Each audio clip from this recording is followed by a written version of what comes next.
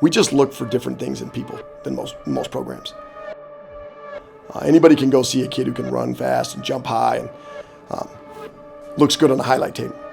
It's hard to look inside the man because you don't know if that guy pumps blood or Kool-Aid, so you better find out real fast if that dude pumps blood or Kool-Aid. And for us, we want dudes who pump blood. Where was Green Bay prior to us coming on board? 362 out of 363 Division I programs. You're taking over what would be considered by statistical measurements the worst program in Division I basketball. Let it out, man. Let the demons out, Mac. Can't hold in what doesn't pay rent, Mac. Let it go. Green Bay has a basketball team? Yeah, weren't they in last place? 361 out of 363 to be exact. People are, it's a challenge. Why would you take that challenge job? That's an opportunity. What makes a man decide to take that leap? Faith. Because you got to have a strong faith if you're going to climb a mountain that we're about to climb.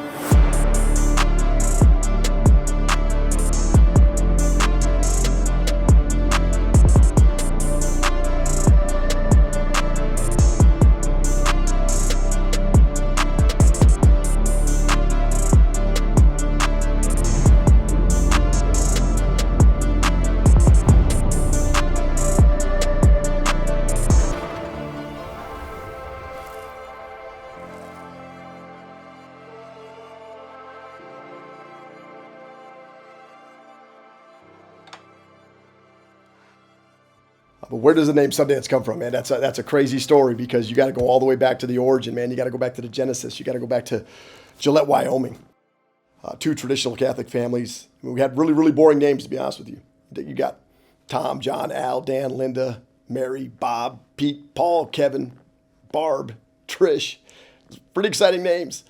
And for my family to, my mom and dad decided they wanted to go with Sundance. I'll tell you this, man. I've said it 1,000 times. I think my mom had a massive secret crush on Robert Redford.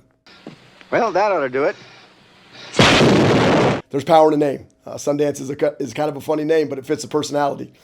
I'll tell you this, you're not going to meet a whole lot of people that said Sundance was boring. Promise you that.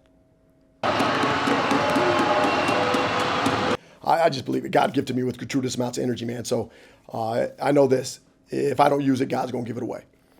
So I do believe there's a beautiful power and a self-fulfilling prophecy in the name Sundance. If the sun can dance, and that's why my firstborn son, Skywalker, got his name. If the sun can dance, the sky can walk. It kind of correlates to building a program too. The things we say, how we speak in our program. There's self-fulfilling prophecies that you have to learn how to speak. You have to have a system of talk, a verbiage that your players hear constantly.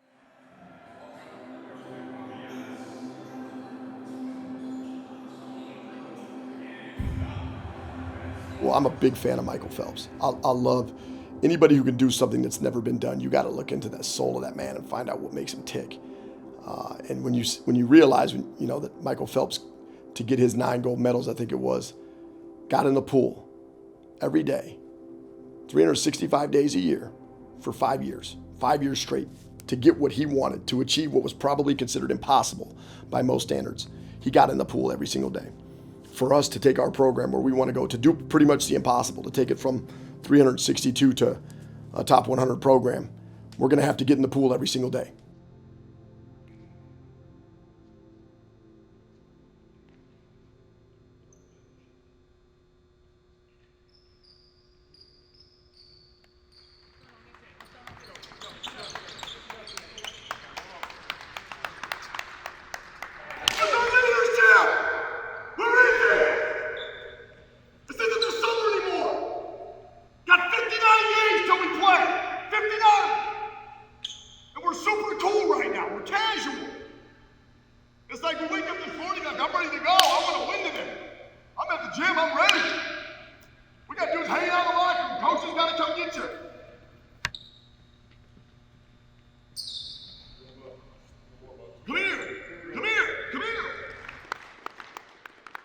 So, gentlemen, the relative importance of this is not that we just get more time.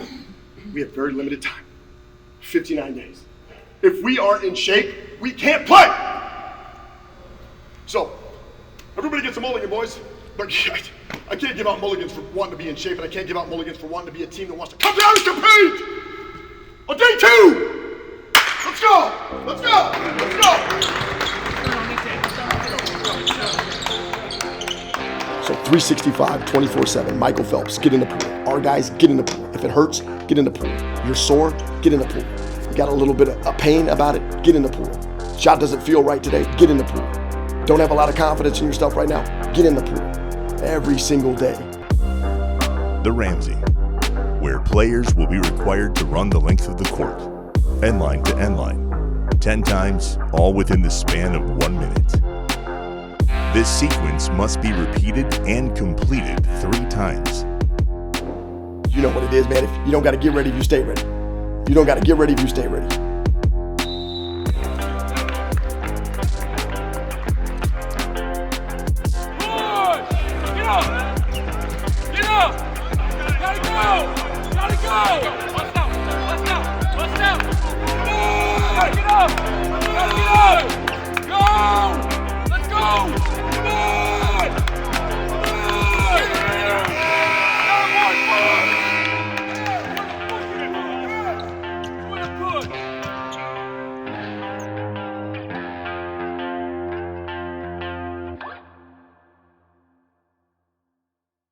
There's a level of fear that I think a lot of players have nowadays about discomfort. There's a level of I don't want to chase discomfort. I want to be comfortable. There's got to be a threshold that you got to push yourself past if you want to achieve greatness. Those dark spaces in the corners of the universe that nobody wants to explore. It's like the Mariana Trench of conditioning tests. Nobody goes to the Mariana Trench except subs that can go past a certain level of depth. You find out who was willing to grit it out. And not everybody made it.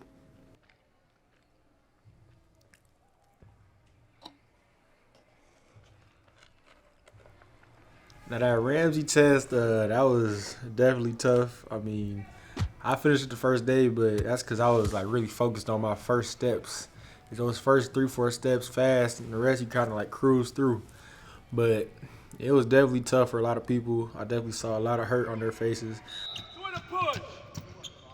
And to be honest with you, basketball is probably the longest season in all sports, so there should never be a time if you're a basketball player that you're actually out of shape.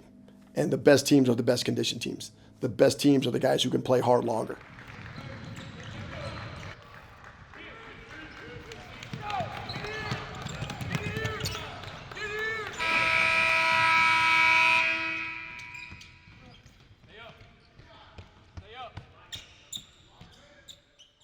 How many of your guys passed the conditioning test on day 1? 1.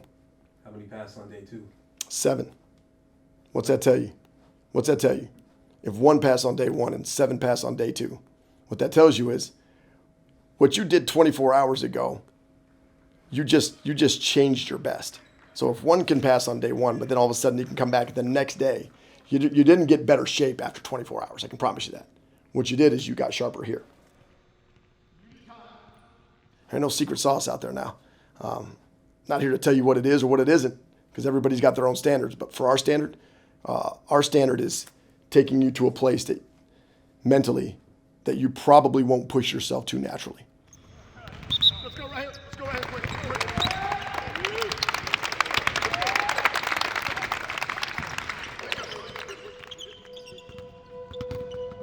So there's a whole lot of people who work really hard here, and some of them teach chemistry.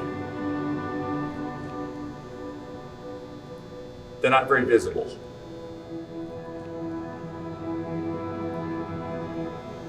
They understand how you play, right?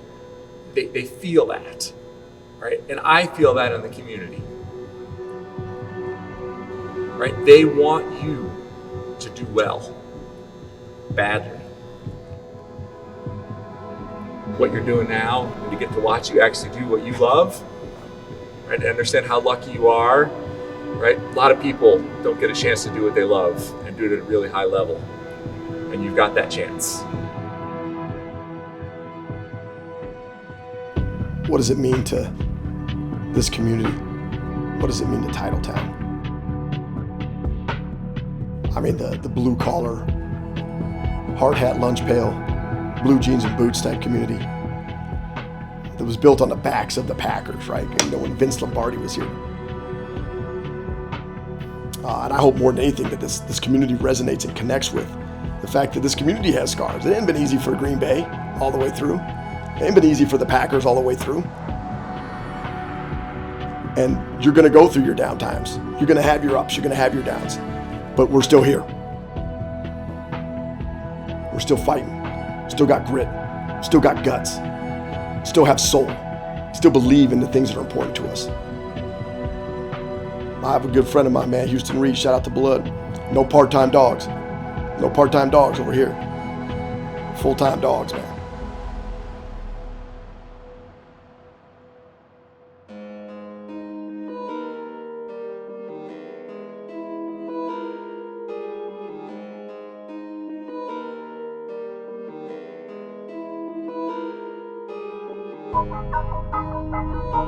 So for me, what we took over, what we came into, being at 362, I mean, that when you have a plan, and you put that plan into action, and you double down on your plan, you double down on your passion, you double down on your purpose, good things can happen. And so the guys running first through the wall, the guys gonna have the most bruises, they're gonna have the most scars. But you gotta have those people that rally and lead the way, knowing that like those who lead the way are probably gonna get the bloodiest. Welcome back to the Crest Center. Another season of Phoenix basketball. Tonight, the Phoenix take on the St. Norbert Green Knights. Led by a new coach, a new team, and a new system. Let's see if this team rises from the ashes.